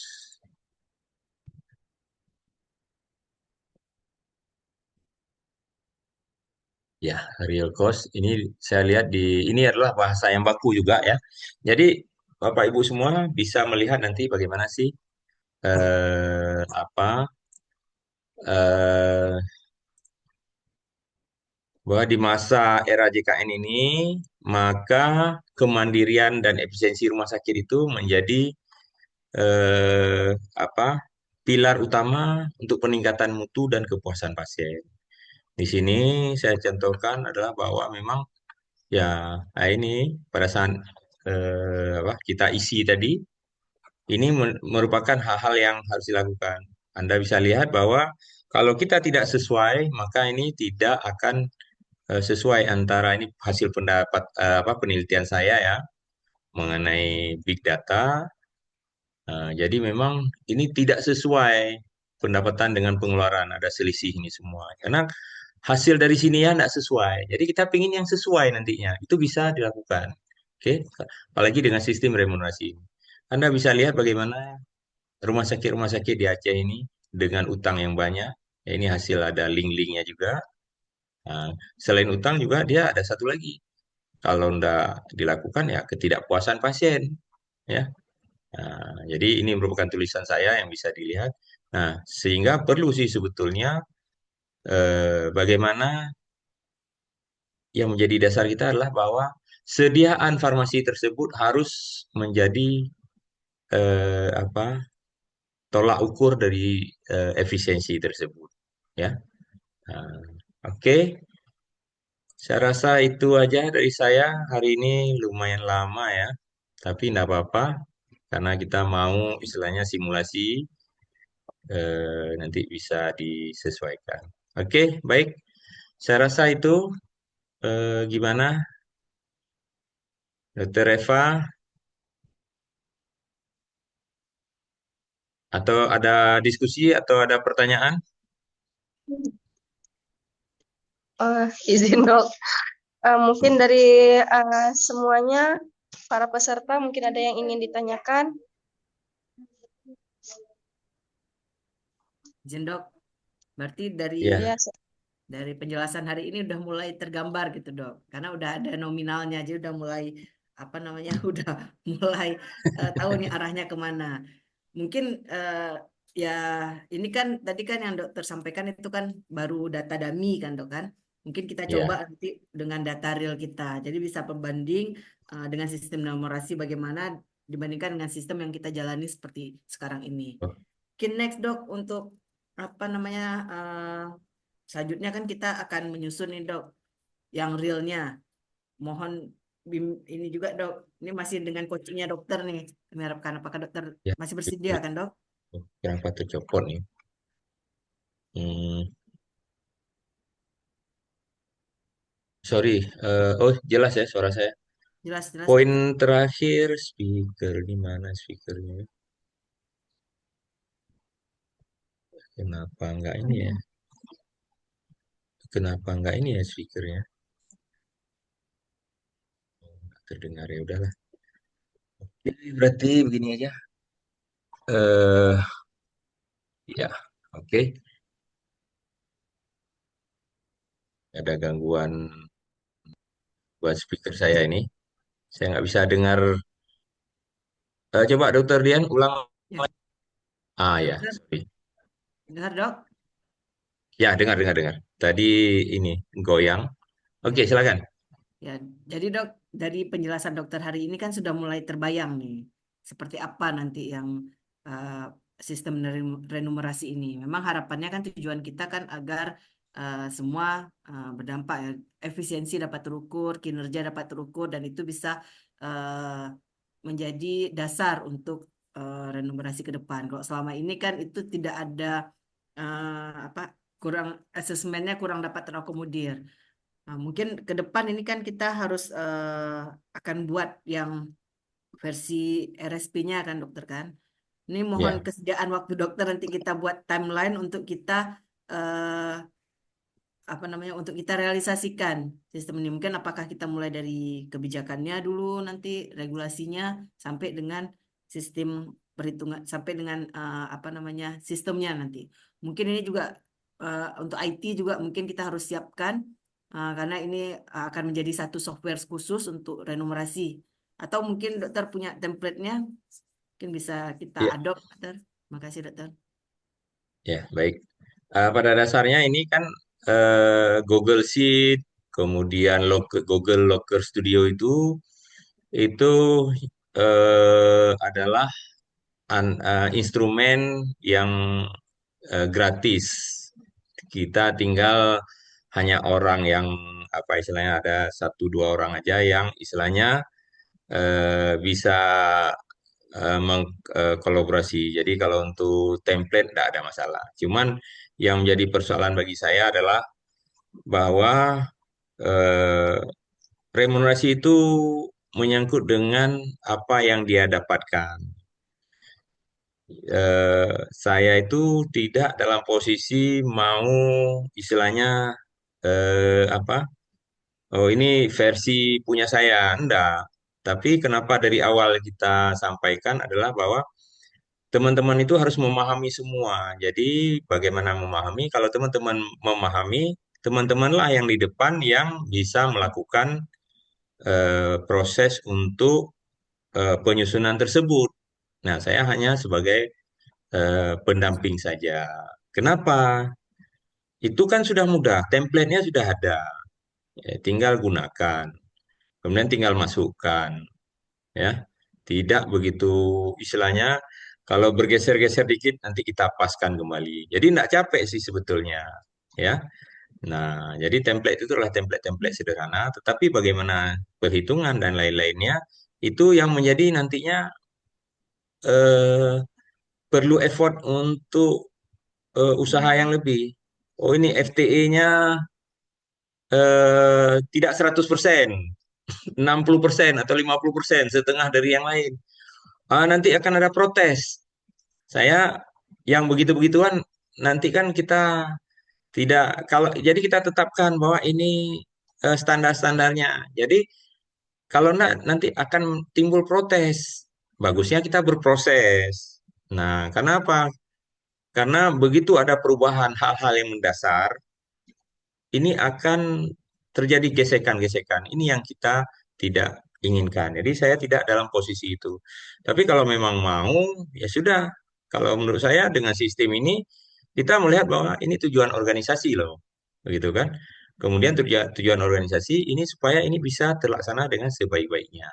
Jadi saya rasa itu aja yang menjadi dasar. Jadi sehingga kita akan mudah. Apalagi rujukan berbasis kompetensi nantinya. Tarif IDRG, single tarif, segala macam. Itu kalau kita tidak berbenah, pasien tidak akan mau kemari, ya, tidak bagus rumah sakitnya, ya akhirnya apa? Biaya operasionalnya akan lebih meningkat, tidak bisa tertutupi. Harusnya pendapatan banyak oleh karena pasiennya mau dan loyal ke rumah sakit, sehingga kita bisa investasi ulang untuk biaya operasional. Saya rasa untuk langkah selanjutnya, yaitu ada kesepakatan dulu di level manajemen dan staf semua. Kalau nanti kan ini ada rekamannya, jadi bisa melihat kalau sudah ada itu, maka kita buat. Saya itu hanya butuh bahwa buat MOU saja, sehingga saya itu bisa melihat tidak ada apa bahwa program ini bisa berjalan, kita investasi waktu, tenaga, dan pikiran, kemudian ini bisa jalan, kapan dijalankan. Kalau menurut saya dalam waktu 1 bulan, 2 minggu juga udah bisa ini kita jalankan terus. Kemudian simulasi-simulasi bisa dijalankan terus. Saya rasa itu aja sih, Dokter Dian.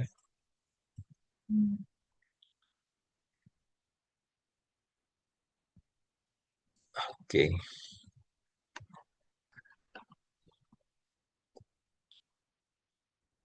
Baik, terima kasih dokter. oke, siap, Nanti mungkin dari internal nanti kami akan susun kembali siap, nanti siap, siap, pendampingannya dokter. siap, siap. Terima kasih. Oke, mungkin gitu aja, Dokter Eva. Baik, Dok. Ada yang lain? Nggak ada ya? Simulasinya boleh digunakan itu.